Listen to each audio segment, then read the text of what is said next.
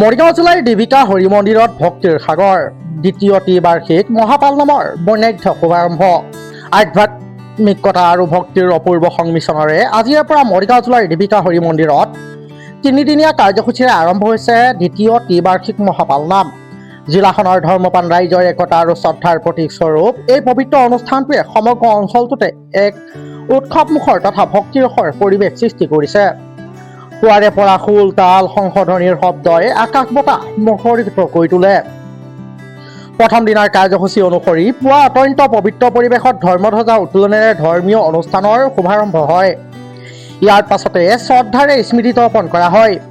জিলাখনৰ বিভিন্ন প্ৰান্তৰ পৰা অহা সহস্ৰাধিক ভকত বৈষ্ণৱ আই মাতৃৰ লগতে যুৱক যুৱতীৰ স্বতঃস্ফূৰ্ত অংশগ্ৰহণে অনুষ্ঠানটোৰ মৰ্যাদা বহুগুণ বৃদ্ধি কৰা পৰিলক্ষিত হয়।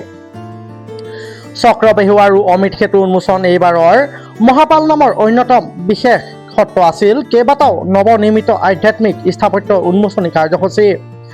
ধৰ্মীয় তাৎপৰ্য আৰু শৈল্পিক চাতুৰ্যৰে নিৰ্মিত চক্ৰবেহু দুৱাৰখন আনুষ্ঠানিকভাৱে ভক্তসকলৰ বাবে মুকলি কৰা হয়।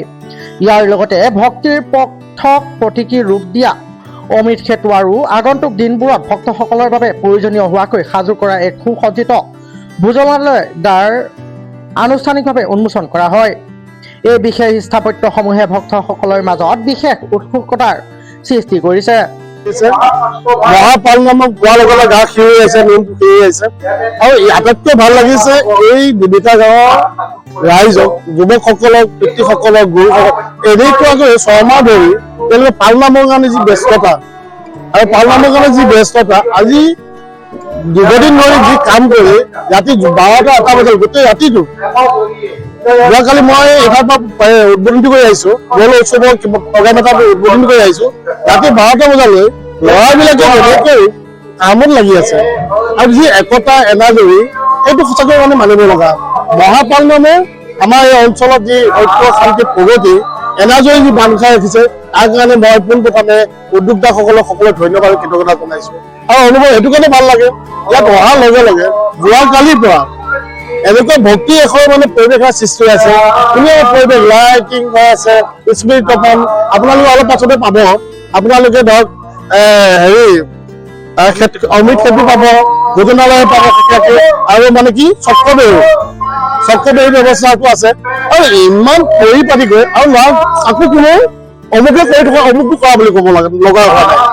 এই অনুষ্ঠানত যিখিনি কাৰ্যকৰ্তা বা যিখিনি মানে আমাৰ ভকত বৈষ্ণৱ আই মাতৃ যুৱক বন্ধু বৃদ্ধ আইসকল সকলোৱে মানে এক কৈছে আকৌ অমুকটো কওঁ বুলি ক'ব লগা হয়। দিনটোৰ মূল আকৰ্ষণ আছিল আকাশ বতাহ কঁপাই তোলা বিশাল ভাগৱত শোভাযাত্ৰা। পৰম্পৰাগত সাজপাৰ পিন্ধি শ শ আই মাতৃ আৰু যুৱক যুৱতীয়ে হাতত শৰাই আৰু ধৰ্মীয় প্ৰতীক লৈ এই শোভাযাত্ৰাত অংশ লয়।